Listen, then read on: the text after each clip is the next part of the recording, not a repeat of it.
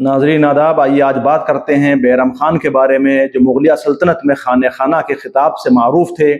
بیرم خان وہ سپہ سالار ہے کہ جس نے مغلیہ سلطنت میں ایسا ماحول تیار کیا کہ جس نے شیعوں کے لیے بڑی آسانیاں فراہم کر دی تھیں، ورنہ جو زمانہ ہمایوں کا تھا، اکبر کا تھا، ابتدائی زمانہ، اس میں آپ دیکھیں گے کہ شیعوں کو کبھی مہدویت کے الزام میں قتل کیا جا رہا تھا، کبھی رفض کے الزام میں قتل کیا جا رہا تھا، مگر خانہ خانہ نے اپنے دربار میں ایسا ماحول تیار کیا تھا کہ لوگ ایک دوسرے کے عقیدے کا احترام کرنے لگے تھے۔ ظاہر ہے وہ مشکلات جو ابتدائی دور میں تھیں اس میں کسی نہ کسی حد تک تھوڑی کمی واقع ہو گئی تھی۔ اس کی ایک بنیادی وجہ یہ ہے کہ جس زمانے میں شیر شاہ سوری سے مقابلہ کرتے ہوئے ہمایوں کو شکست ہوئی اور ہمایوں ایران چلا گیا شاہ طہماسپ صفوی کے پاس، ان کے ساتھ بیرم خان بھی تھے، اور مورخین نے یہ لکھا ہے کہ ایران میں ہمایوں نے شیعہ مذہب اختیار کر لیا تھا، جبکہ اس کو مورخین نے بہت زیادہ اہمیت نہیں دی ہے، اس لیے کہ کسی عقیدے کا حرص کی بنیاد پر یا مدد کی بنیاد پر یا لالچ کی بنیاد پر قبول کر لینے کو مورخین تسلیم نہیں کرتے ہیں۔ ہمایوں کے بارے میں بھی یہ کہا جاتا ہے چونکہ اس کو ہندوستان میں دوبارہ استحکام حکومت کے لیے، دوبارہ کھڑا ہونے کے لیے ضرورت تھی ایران کے تعاون کی اور شاہ طہماسپ صفوی کی مدد کی، لہٰذا انہوں نے وہاں پر شیعہ مذہب اختیار کر لیا تھا، اور مورخین نے اس کے کئی بیانیے تیار کیے ہیں، مگر اس کو تسلیم نہیں کیا جاتا ہے، اس لیے کہ اس کے بعد ہمایوں نے ہندوستان واپس آنے کے بعد کوئی ایسا کارنامہ انجام نہیں دیا یا کوئی ایسا کام نہیں کیا، کوئی ایسا اقدام نہیں کیا جس سے یہ معلوم ہو کہ ہمایوں نے شیعہ مذہب اختیار کر لیا تھا۔ لیکن اتنا ضرور ہے کہ ایران میں ان کے ساتھ بیرم خان تھے، اور بیرم خان چونکہ ترکیون نسل تھے اور ایرانیوں سے ان کے گہرے روابط تھے، جس کا اعتراف مورخین نے بھی کیا ہے، اور یہ کہا ہے کہ اگر شاہ طہماسپ صفوی نے ہمایوں کی مدد کی تھی اور اپنے دربار میں جگہ دی تھی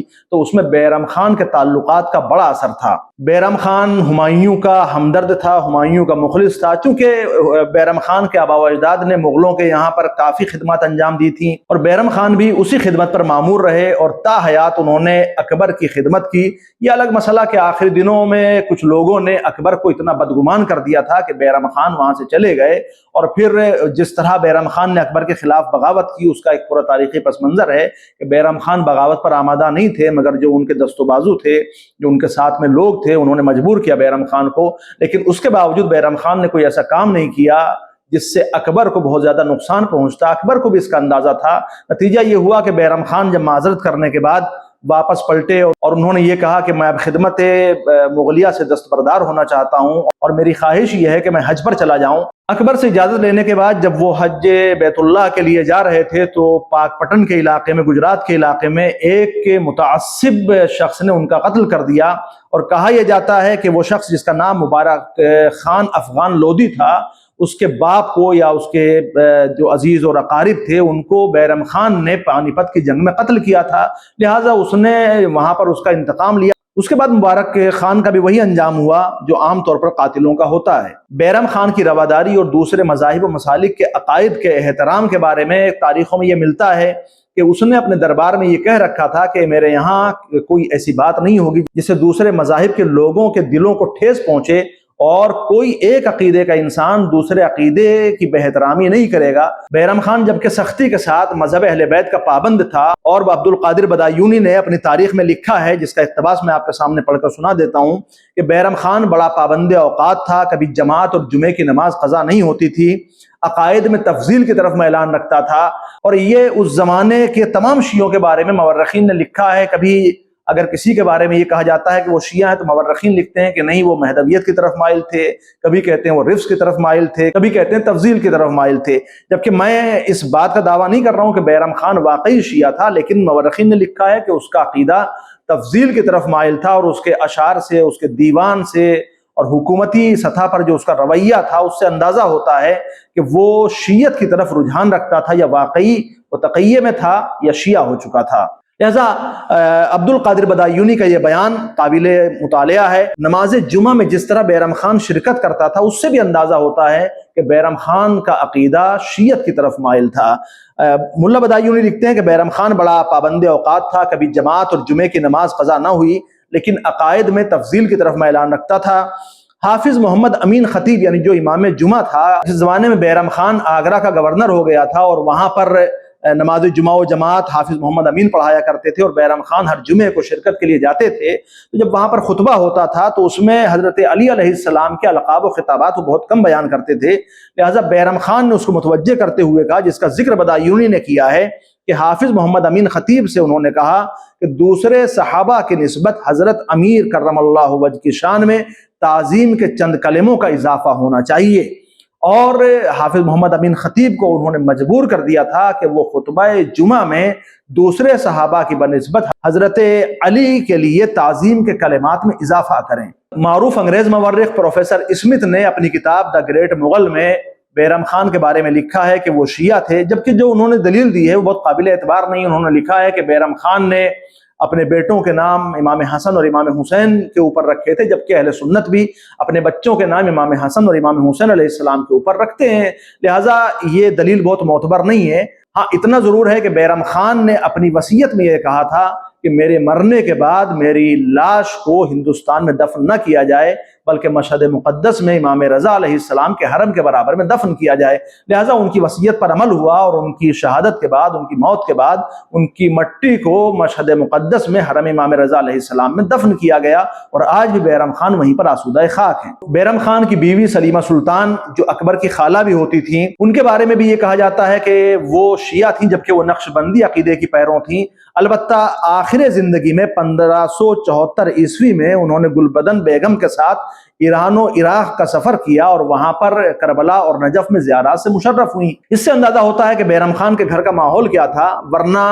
جس زمانے میں سفر میں اتنی صعوبتیں ہوتی تھیں، اتنی مشکلات کا سامنا ہوتا تھا،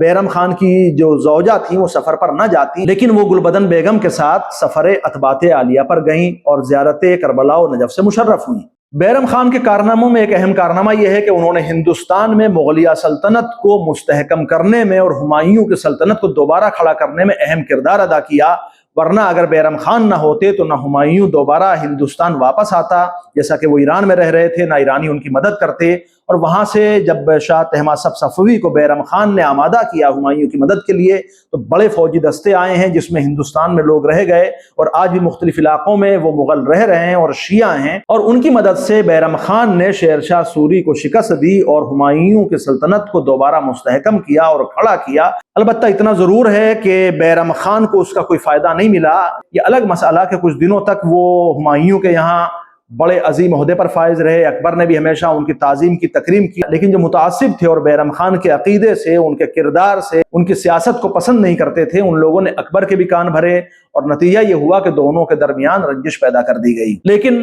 اگر آج ہم مغلیہ سلطنت کے بارے میں بات کرتے ہیں اور ہم بابر کے بارے میں، اکبر کے بارے میں اور اکبر کی نسل کے بارے میں، مغلوں کے بارے میں، ان کے کاموں کے بارے میں، ان کے خدمات کے بارے میں بات کرتے ہیں، اور اگر ہم بیرم خان کا ذکر نہیں کریں گے تو مغلیہ سلطنت کی تاریخ ادھوری رہ جائے گی، اس لیے کہ مغلیہ سلطنت کو ہندوستان میں مضبوط کرنے میں، مستحکم کرنے میں اور مغلیہ حکومت کو دوبارہ کھڑا کرنے میں بیرم خان کا بڑا اہم کردار ہے۔ اس کے بعد بیرم خان کے صاحبزادے عبد الرحیم خانِ خانہ جو اکبر کے زمانے میں اور جہانگیر کے زمانے میں اہم عہدوں پر فائز رہے، گجرات کے گورنر رہے، اور گجرات میں انہوں نے اپنی گورنری کے زمانے میں شیعوں کی بڑی خدمت کی، اور جب مشہد مقدس پر حملہ ہوا ہے اور دیگر علاقوں کے جو مومنین تھے، شیعہ تھے، وہ ہندوستان آئے ہیں تو وہ گجرات گئے، اس لیے کہ انہیں معلوم تھا کہ بیرم خان کا لڑکا وہاں پر موجود ہے، اور عبد الرحیم خانِ خانہ نے ان کی بڑی خدمت کی، اور جب وہ لوگ واپس گئے، ایران گئے اور عراق گئے، تو ان کو بڑی بڑی رقمیں دی، ان کے لیے سفر کا انتظام کیا، اور اس کے بارے میں آپ چاہیں تو معاصر رحیمی کا مطالعہ کر سکتے ہیں جو عبد الرحیم خانِ خانہ کے دور کی ایک اہم تاریخ ہے۔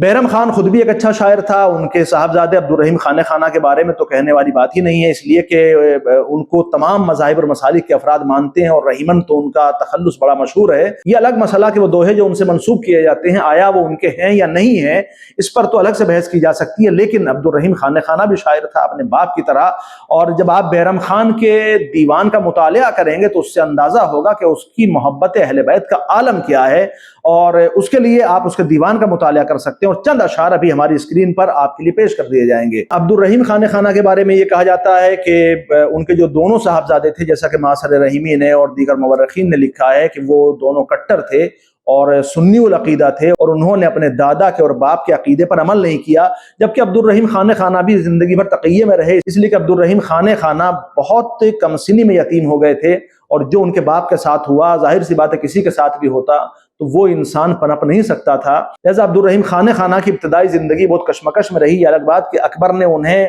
اپنی سرپرستی میں لے لیا تھا اور ان کی تعلیم کا انتظام کیا، ان کی بیوی کو اپنے یہاں بلا لیا اور اپنے حرم میں رکھا۔ ایسا نہیں کہ ان سے شادی کی، مورخین نے جبکہ یہ بھی لکھا ہے کہ ان سے شادی کر لی تھی، کیونکہ اکبر سے ان کی شادی نہیں ہو سکتی تھی، لہٰذا اکبر نے اپنے یہاں رکھا تاکہ کوئی ان پر غلط نظر نہ ڈال سکے، کیونکہ بیرم خان کا احترام تھا اور بیرم خان نے مغلیہ سلطنت کے استحکام میں بڑا اہم کردار ادا کیا تھا۔ اکبر کو بھی اس کا اندازہ تھا، لہٰذا انہوں نے بیرم خان کی بیوی کا بڑا احترام کیا، ان کی تعظیم کی، ان کی تکریم کی، اور عبد الرحیم خانِ خانہ کی تعلیم و تربیت کا اچھا انتظام کیا۔ اور جب عبد الرحیم خانِ خانہ اس قابل ہوئے کہ وہ کوئی منصب سنبھال سکے تو ان کو اپنے دربار میں جگہ دی اور بڑے اہم منصب پر عبد الرحیم خانِ خانہ کو فائز رکھا۔ بیرم خان کی پیدائش 1501 میں بدخشاں میں ہوئی، آپ کی تعلیم بلخ میں ہوئی اور وہیں پر مختلف مدارس طے کرتے ہوئے آپ عہد مغلیہ میں اہم منصب پر فائز ہوئے۔ آپ کے والد کا نام سیف علی بیگ ہے اور آپ ترکی کے رہنے والے تھے۔ ترکی کا معروف قبیلہ ہے جس کے آپ رہنے والے تھے، جس سے آپ کا تعلق تھا، اور اس قبیلے کے بارے میں یہ کہا جاتا ہے کہ اس قبیلے میں تمام کے تمام لوگ شیعہ تھے اور یہی شیعہ رجحان لے کر آپ ہندوستان آئے۔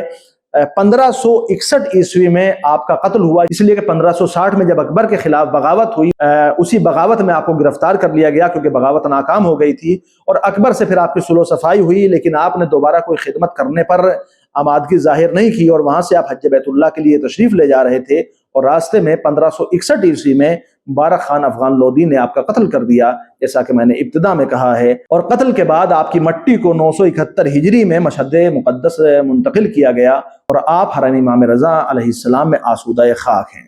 آج کے لیے اتنا ہی، انشاءاللہ آئندہ پھر حاضر ہوتے ہیں کسی نئے موضوع کے ساتھ، تب تک کے لیے خدا حافظ۔